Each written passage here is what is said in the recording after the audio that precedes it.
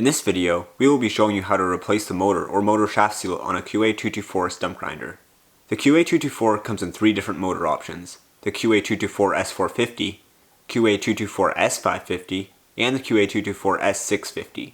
Today we will be showing you how to take the motor off of a QA224-S650, but the process is the same for the other two motor options. If you are replacing the motor, the first step would be to remove the hoses. If you are just replacing a shaft seal, this step isn't necessary. When removing the hoses, make sure to mark which hoses go to which port and also have a container ready for oil spillage. Wear safety glasses in case hoses are pressurized. Then remove these 4 bolts. You can then slide the motor out with the mounting plate attached. If you are just replacing the shaft seal, you won't have to take the mounting plate off, and a short video of a tip on how to remove the seal can be found on our YouTube channel. If you are replacing the motor, then you may need to remove the mounting plate. The S450 and S550 motors have the same mounting plate, but the S650 motor would have a different mounting plate.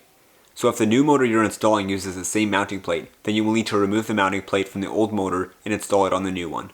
In order to do this, you will need to remove these 4 bolts. On the S450 motor, you will need to remove the valve block in order to get to this bolt. More oil may spill out, so make sure to have some rags ready. You can then install the plate on the new motor and install it on the unit. You will want to make sure that you can move the chain couplers back and forth with a small pry bar.